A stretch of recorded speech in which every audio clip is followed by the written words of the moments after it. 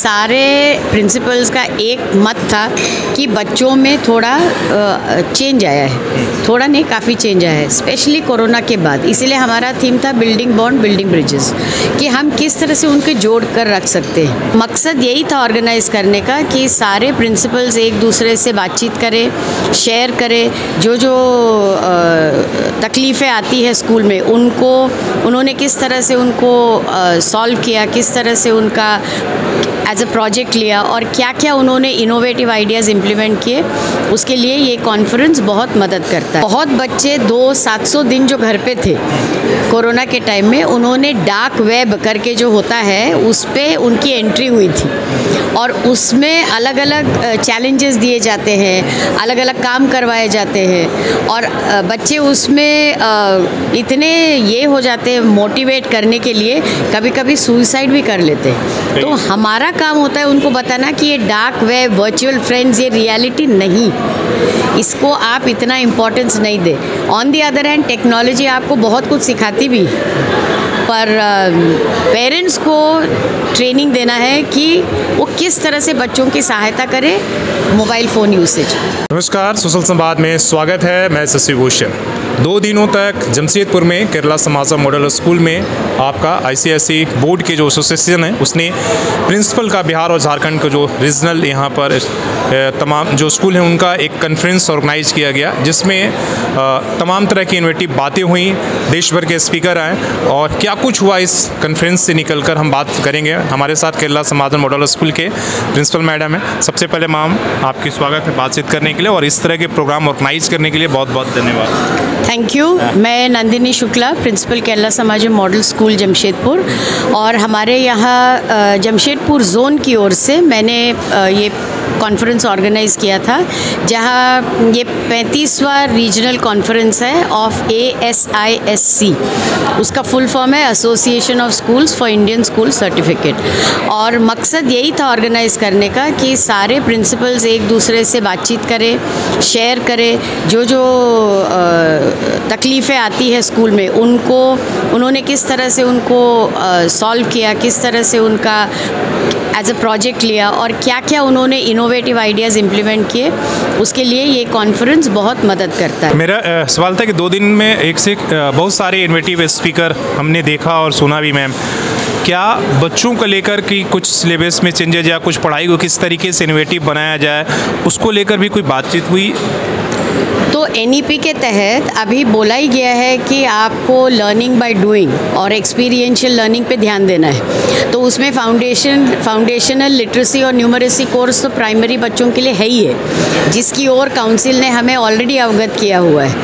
और बाकी चेंजेस जो है स्कूल में आएंगे, उसका मेन मुद्दा यही है कि बच्चों को रोट लर्निंग से लेकर हम एप्लीकेशन ऑफ इंफॉर्मेशन या नॉलेज, उस तरह के क्वेश्चंस बेस करें, फॉर्म करें, ताकि बच्चे सिर्फ मगअप करके वॉमिट आउट नहीं करें। तो यही मुद्दा था। उसके लिए काउंसिल अभी धीरे धीरे हमारे यहाँ सब इंफॉर्मेशन भेजेगी कि किस तरह से हमको इस फील्ड में आगे बढ़ना है। मैम, यहाँ बिहार झारखंड के 140 या 150 जो स्कूल्स हैं आए, वो सारे लोग आए थे।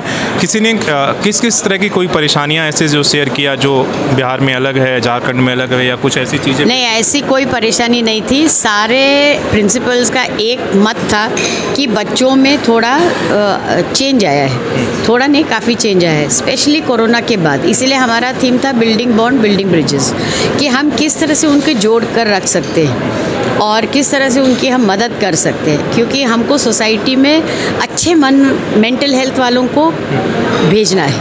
और मैडम ने उसको इस तरह से इंटरप्रेट किया, मैडम मतलब संगीता भाटिया मैडम ने, कि हम आज किस तरह से ब्रिज बनाए ताकि हम कल हमारे लिए सुनहरा हो। तो 2 इंटरप्रिटेशंस थे और दोनों ही सही है, और अलग अलग दिमाग अलग अलग तरीके से चलता है। तो मैडम का इंटरप्रिटेशन उनके काम और जो काम वो करती है उसके बेसिस पे था। और सारे 145 पार्टिसिपेंट्स जो आए थे, देवघर, भागलपुर, धनबाद, बोकारो, पटना और जमशेदपुर के, इन्होंने 1.5 दिन का ये जो कॉन्फ्रेंस था बहुत एंजॉय किया। और हमारा अरेंजमेंट भी इस तरह से था कि कहीं भी उनको किसी तरह की भी तकलीफ़ नहीं हो। तो अच्छा ही रहा। और हमारे स्कूल की जो टीम है, जो 4 वाइस प्रिंसिपल्स है और टीचर्स है, ऑफिस स्टाफ है, उनके बिना प्रोग्राम सक्सेसफुल नहीं होगा। नहीं, बहुत बड़ा प्रोग्राम था और जिस तरीके से आपने अरेंजमेंट किया है वो दिख रहा है हमें। एक सवाल, जो डिजिटल आ गया, मोबाइल आ गए, बच्चे उसके जो गेम के हो, उस पर भी कोई हुआ कि भाई आने वाले? मैंने ही रेफरेंस किया था अपने वेलकम स्पीच पे कि टेक्नोलॉजी बहुत अच्छी है, लेकिन उसका इस्तेमाल हम लोग कैसे कर सकते हैं वो हमारे ऊपर डिपेंड करता है। तो बहुत बच्चे 700 दिन जो घर पे थे कोरोना के टाइम में, उन्होंने डार्क वेब करके जो होता है उस पर उनकी एंट्री हुई थी और उसमें अलग अलग चैलेंजेस दिए जाते हैं, अलग अलग काम करवाए जाते हैं और बच्चे उसमें इतने ये हो जाते हैं मोटिवेट करने के लिए, कभी कभी सुसाइड भी कर लेते हैं। तो हमारा काम होता है उनको बताना कि ये डार्क वेब, वर्चुअल फ्रेंड्स, ये रियलिटी नहीं, इसको आप इतना इम्पोर्टेंस नहीं दे।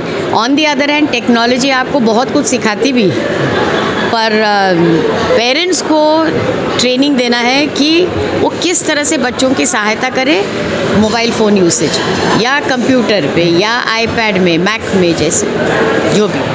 बेहतरीन बातें हैं। जितना डिजिटल ने हमारी ज़िंदगी को आसान बनाया, उतनी मुश्किलें भी, और आजकल स्कूलों के सामने, हम पेरेंट्स के सामने भी ये चैलेंजेस ज़रूर आया है। और जिस तरीके का कंटेंट्स ऑर्गेनाइज किया गया, इससे कहीं ना कहीं हम एक इन्वेटिव आइडिया और हमें बहुत कुछ समझने को ये एक तरीके से आसानी भी होती है। और जो इन 2 दिनों में हुआ, जो मैडम ने बताया, एक तरीके से ब्रीफ आपको बताया, हालांकि बहुत कुछ इसमें बातें हुई, तो ये बहुत ज़रूरी है और हम पेरेंट्स के रूप में भी ये सारी चीज़ों को सीखना होगा।